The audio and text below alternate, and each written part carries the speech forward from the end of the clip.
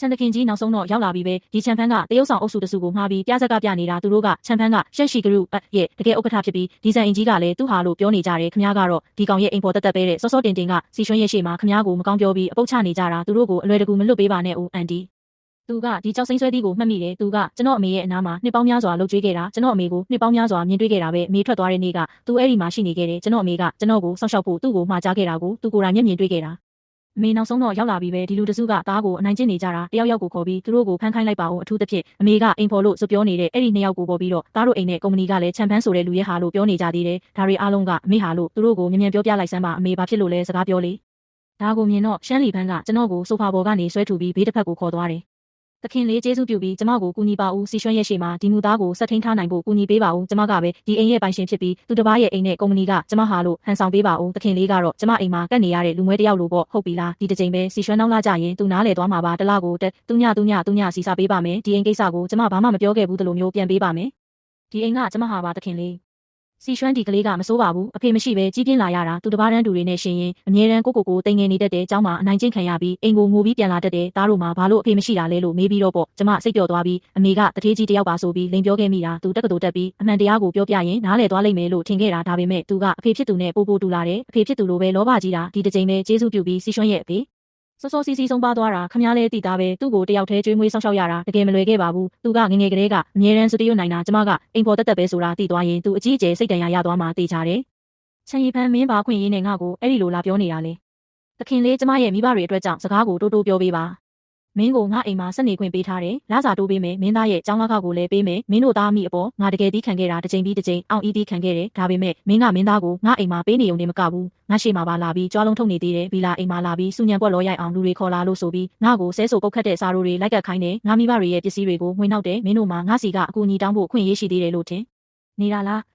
ချန်ရီဖန်းမင်းရဲ့လုပ်ရက်တွေကဥပဒေနဲ့မလွတ်ကင်းတော့ဘူးငါဒါကိုဥပဒေကြောင့်ရပဲဖြေရှင်းတော့မယ်သခင်လေးကျမတောင်းပန်ပါတယ်ကျမသခင်လေးရဲ့အမေကို12နှစ်တိုင်လှုပ်ကြွေးခဲ့တာပါအမေဆုံးပါသွားတဲ့နေ့အထိပေါ့အမေမထွက်ခွာခင်မှာသခင်လေးကိုစောင့်ရှောက်ဖို့ကျမကိုမှာကြားခဲ့တာပါချန်လီဖန်းကအမေเจ้าကိုထပ်မပြောနဲ့တော့မင်းကအမေကို12နှစ်လှုပ်ကြွေးခဲ့တယ်မထွက်ခွာခင်မှာမင်းကို2လစာငွေကြေးနဲ့စုကြေးငွေတွေပေးခဲ့တယ်မင်းရခဲ့တယ်မဟုတ်လားပြီးတော့မင်းသားအတွက်တက္ကသိုလ်ကျောင်းသားကအစိပ်ပိုင်းတစ်ခုအနေနဲ့4နှစ်စာအတွက်900သူညချန်ထားခဲ့ပေးတယ်မင်းရခဲ့တယ်မဟုတ်လားဟုတ်ကဲ့ရခဲ့ပါတယ်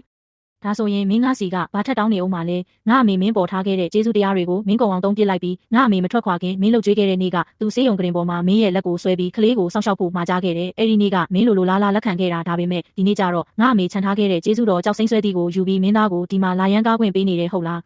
သခင်လေးကျမသခင်မကြီးအပေါ်ပြင်းမမိပါပြီတောင်းပန်ပါတယ်သူ့သားကအခုလေးတင်အဲ့ဒီကြောက်စိမ့်ကိုကျမ်းပြင်ပေါ်လွှင့်ပစ်လိုက်တာမင်းတောင်းပန်ပါတယ်ဆိုတဲ့စကားနဲ့ထိုက်တန်လို့လားငါအမေကွယ်လွန်ခါနီးမှာမင်းကိုငါ့ကိုစောင့်ရှောက်ဖို့မှာခဲ့တာကငါမိသားစုရဲ့အိမ်ကိုတုံးပြီးမင်းသားကိုလိန်ညာဖို့မဟုတ်ဘူးမင်းသားဒီကိုပြောင်းလာပြီးငါ့ကိုဆဲဆိုတဲ့စာရိုးတွေလိုက်ကပ်ဖို့မဟုတ်ဘူးအမေချန်ထားခဲ့တဲ့ကြောက်စိမ့်ဆွဲသည်ကိုရိုက်ခွဲဖို့မဟုတ်ဘူးသခင်လေးကျမတကယ်မှားမှန်းသိပါပြီသူ့အခြေအနေကောင်းမှကြီးပြင်းစေခြင်းလုံးလို့ပါသူတို့ကကျွန်တော်ကိုလူကိုယ်တိုင်စော်ကားယုံတယ်မကဘူးအမေချန်ထားခဲ့တဲ့အမွေနှစ်ကိုပါဖျက်ဆီးပစ်လိုက်တာချန်ရီဖန်းဒီလိုအခြေအနေမျိုးမှာငါကမင်းကိုဘာလို့ကူညီရမယ်လို့ထင်နေတာလဲဒီသခင်လေးကျမရောပေးနိုင်ပါတယ်ရောပေးပါမယ်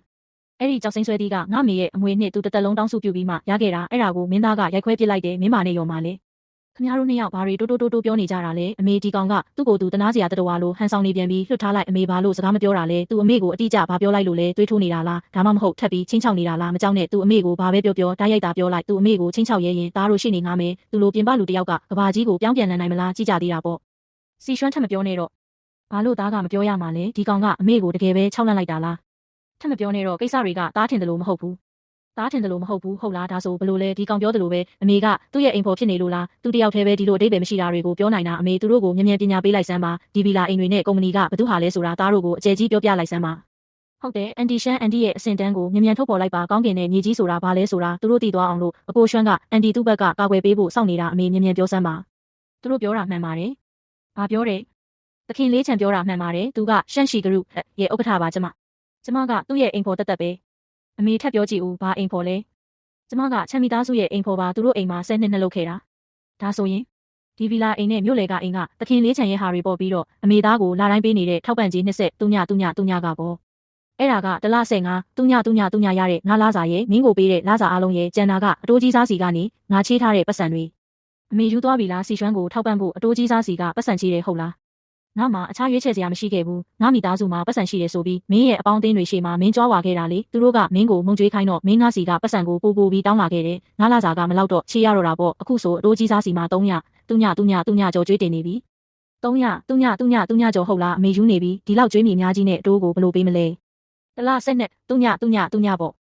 ဆက်နဲ့300ဟုတ်လားအမေလာစားက15ပဲရှိတာလေဒါဆိုအမေဘလို့အသက်ရှင်နေလဲဒီနှစ်အတွင်းမှာငါချမ်းမိသားစုရဲ့စက်ချင်းစားကြံတွေကိုပဲစားခဲ့ရတာတခင်လေးကြံမရှိတဲ့အခါဆိုမနှက်စာတော့မစားရက်ဘူးပတ်စံအားလုံးကိုမင်းကိုပဲပေးခဲ့တာပြီးတော့ဒီနာရီကတော့80ပေးရတယ်လို့အမေပြောခဲ့တာလေဒါကတခင်လေးချံရဲ့ Rolex နာရီသူ့ရဲ့အဝတ်လဲခန်းထဲမှာ3လုံးရှိတယ်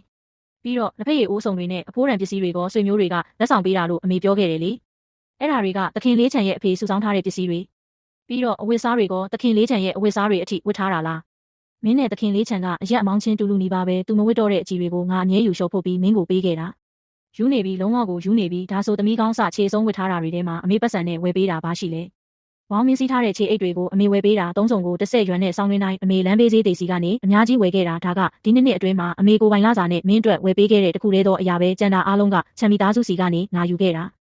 ဒါဆိုသားကဘလို့လူစားမျိုးလဲမင်းကအမေရဲ့သားပါ